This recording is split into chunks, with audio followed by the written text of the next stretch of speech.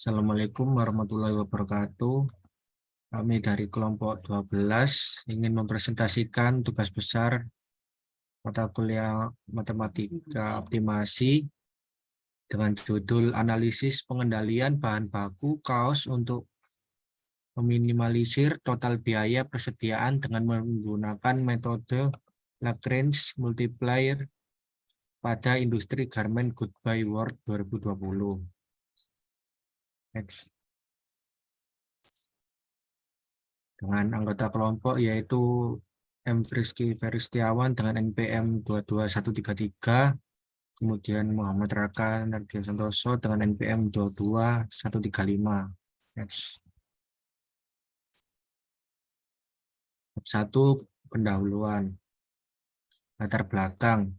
Industri garment good buy world 2020 adalah salah satu produsen kaos polos Indonesia, tepatnya di Kecamatan Pandaan, Kabupaten Pasuruan, dengan produksi produk yang dihasilkan adalah kaos. Permasalahan yang dialami oleh industri garment good buy world 2020 adalah kelebihan bahan baku yang disimpan sehingga menyebabkan bengkaknya biaya persediaan. Usaha yang dilakukan untuk mengendalikan persediaan bahan baku yang sesuai dengan permasalahan pada industri garment good buy world 2020 adalah dengan metode Lagrange multiplier. Jika penelitian menggunakan EOQ itu hampir sama fungsinya untuk mengoptimalkan jumlah penggunaan, tetapi Lagrange multiplier bergantung pada ketika kendala fungsional terlibat. Next. Rumusan masalah. Adapun rumusan masalah yang dikemukakan pada penelitian ini adalah bagaimana cara menganalisis pengendalian bahan baku kaos untuk meminimasi total biaya persediaan dengan menggunakan metode Lagrange multiplier pada industri garment good buy world 2020. Kemudian untuk tujuan penelitiannya yaitu 1. Untuk mengetahui definisi dan penggunaan metode Lagrange sebagai dasar perhitungan pada studi kasus yang telah ditentukan. Yang kedua, untuk mengetahui jumlah masing-masing kaos A dan kaos B yang harus diproduksi oleh industri garment good buy world 2020 dengan variabel kaos A sebagai X dan kaos B sebagai Y. Telah ditentukan yaitu sebanyak 250 buah dengan menggunakan metode Lagrange. Next. Yang ketiga, untuk mengetahui kesesuaian jumlah kaos A dan juga kaos B yang diproduksi oleh industri garment good buy world 2020 dengan variabel yang telah ditentukan yaitu sebanyak 250 buah. Keempat, untuk mengetahui persentase jumlah kaos A dan kaos B yang harus diproduksi oleh industri garment good buy world 2020. Next. Kemudian bab 2, landasan teori. A. Definisi persediaan. Persediaan adalah salah satu jenis aktiva yang sangat penting peranannya bagi perusahaan manufaktur maupun perusahaan dagang. Bagi perusahaan manufaktur maupun perusahaan dagang, persediaan dikategorikan sebagai aktiva lancar karena persediaan adalah satu jenis aktiva yang relatif aktif perubahannya. Menurut Kusuma, berdasarkan jenis operasi perusahaan, arti persediaan dapat diklasifikasikan menjadi dua macam, yaitu 1. pada perusahaan manufaktur yang memproses input menjadi output, yang kedua pada perusahaan dagang. Next. B. Tujuan persediaan. Menurut pendapat Ginting dan juga Baroto yang mengutarakan bahwa tujuan kebijakan persediaan adalah untuk merencanakan tingkat optimal investasi persediaan dan mempertahankan tingkat optimal tersebut melalui persediaan. C. Hal yang harus diperhatikan dalam yaitu charges inventory, B. Safety stock, C. Demand, D. Reorder level, E. Load time. Next. D. Metode EOQ. Menurut Rangkuti dan juga Dewi, economic order quantity adalah tingkat persediaan yang meminimalkan total biaya menyimpan persediaan dan biaya pemesanan. Ini adalah salah satu model tertua penjadwalan produksi klasik. Kerangka kerja yang digunakan untuk menentukan kuantitas pesanan ini juga dikenal sebagai Wilson EOQ model atau Wilson formula. Model ini dikembangkan oleh F.W. Harris pada tahun 1913. Tapi R.H. Wilson, seorang konsultan yang diterapkan sebagai ekstensif, diberikan pada awal kredit untuk mendalam analisisnya itu. Menurut Siswanto, biaya pemesanan juga dikenal sebagai biaya pembelian atau biaya setup. Ini adalah jumlah biaya tetap yang terjadi setiap kali item diperintahkan. Next. Lagrange multiplier. Metode Lagrange multiplier merupakan metode yang digunakan untuk mengoptimalkan biaya produksi beserta kendala-kendala yang ada di gudang. Selain itu, terjadinya penumpukan persediaan di gudang juga dikarenakan penetapan jumlah safety stock yang besar, yakni sebesar rata-rata penjualan untuk mengantisipasi terjadinya fluktuasi permintaan. Akibatnya, ongkos simpan yang timbul menjadi relatif besar. Dalam penerapannya, metode ini hanya mengacu kepada satu atau dua kendala. Dengan menghitung biaya simpan gudang dan memperoleh persentase biaya simpan yang akan digunakan untuk mencari biaya simpan per item masing-masing jenis bahan atau produk dengan rumus. Next.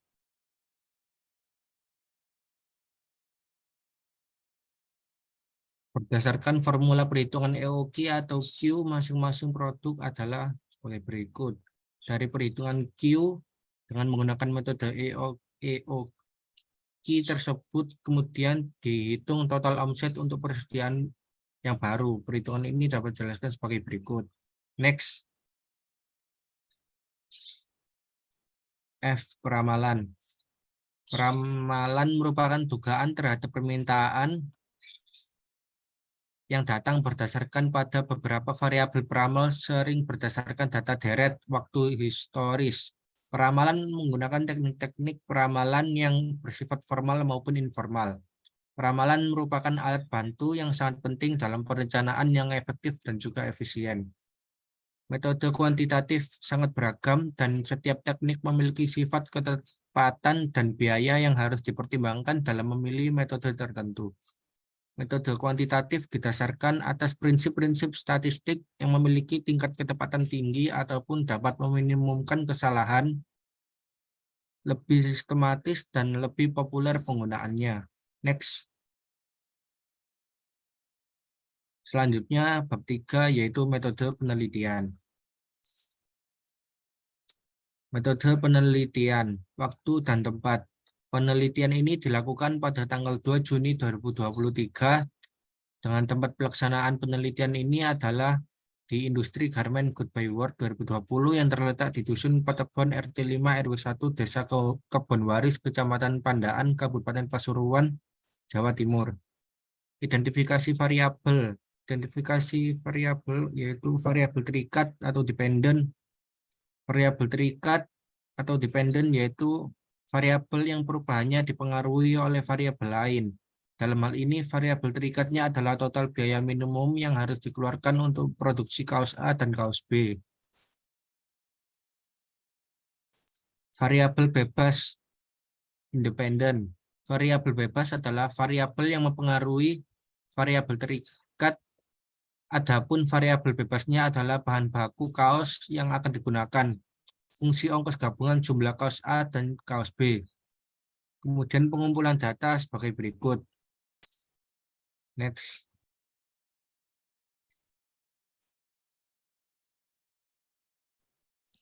Lalu untuk selanjutnya ialah bab 4 itu hasil dan analisis.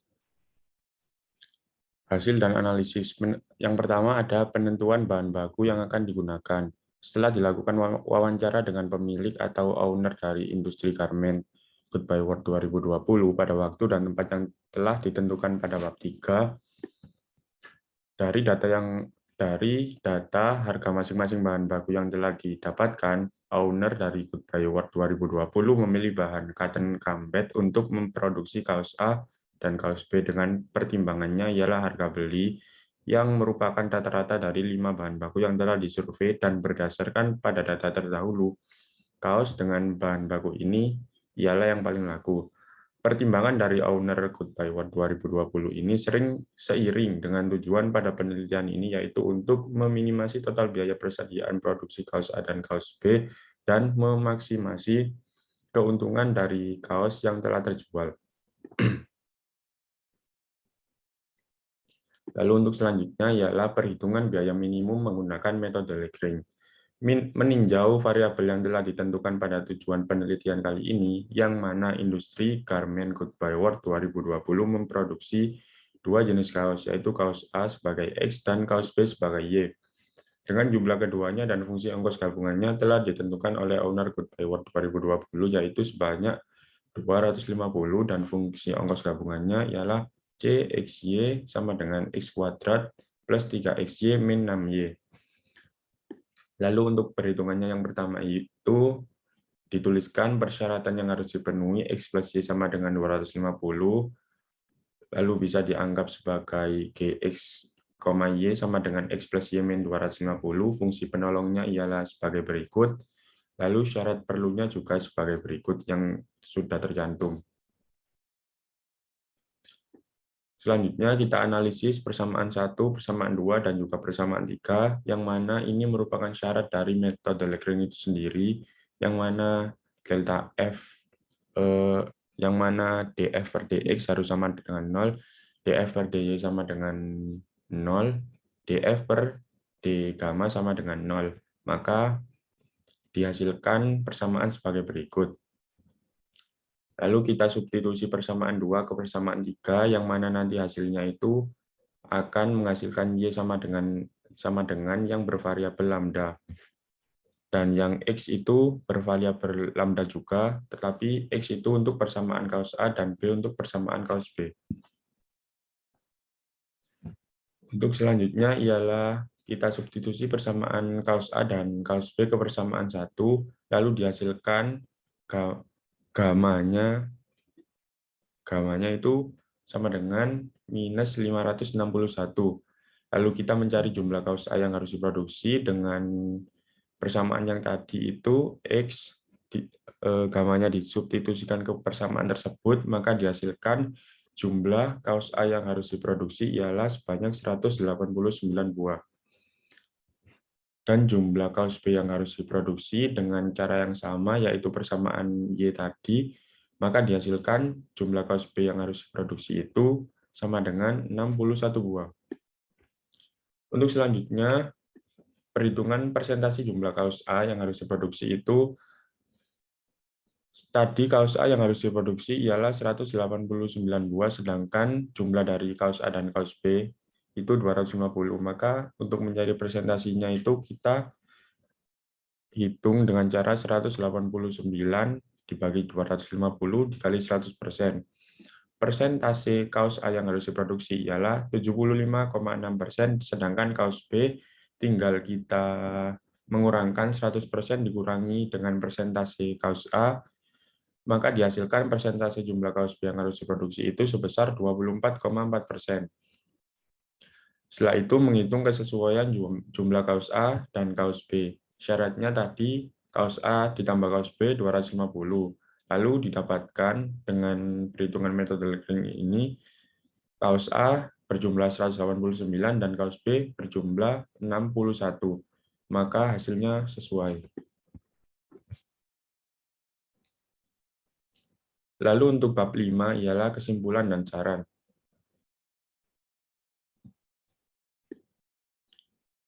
Kesimpulan, adapun kesimpulan yang didapat dari penelitian ini adalah metode Lagrange multiplier merupakan metode yang digunakan untuk mengoptimalkan biaya produksi beserta kendala-kendala yang ada di gudang. Selain itu, terjadinya penumpukan persediaan di gudang juga dikarenakan penetapan jumlah safety stock yang besar, yakni sebesar rata-rata penjualan untuk mengantisipasi terjadinya fluktuasi permintaan.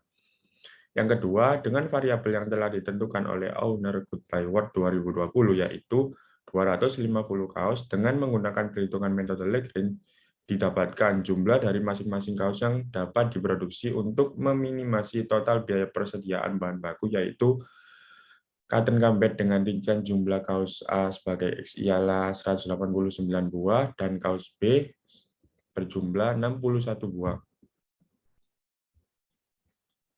Kesimpulan yang ketiga ialah pada hasil perhitungan kesesuaian jumlah kaus A dan kaus B pada bab 4 dapat diketahui bahwa kaus A berjumlah 189 dan kaus B berjumlah 61 buah jika keduanya dijumlahkan, yaitu 189 buah plus 61 buah, maka dihasilkan 250 buah kaos yang mana sesuai dengan variabel yang telah ditentukan oleh owner Good Buy World 2020. 4. Dari hasil perhitungan yang telah dilakukan, diketahui bahwasanya persentase jumlah masing-masing kaos A dan kaos B yang harus diproduksi untuk meminimasi total biaya persediaan bahan baku industri garmen Good Buy World 2020 secara berturut-turut ialah 75,6% dan 24,4%. Untuk saran dari penelitian ini sendiri ialah yang pertama, sebaiknya sebelum mengambil dan menganalisis data, peneliti harus memahami mengenai materi metode labeling secara kompleks. Kedua, sebaiknya dalam pengambilan data dilakukan dengan teliti sehingga data yang diambil dapat dipertanggungjawabkan kevalidannya. Untuk yang ketiga ialah sebaiknya dilakukan penelitian lebih lanjut lagi dengan cara menambah variabel yang akan dianalisis. Sekian presentasi dari kelompok kami. Apabila ada salah kata atau kekurangan, mohon dimaafkan. Terima kasih. Wassalamualaikum warahmatullahi wabarakatuh.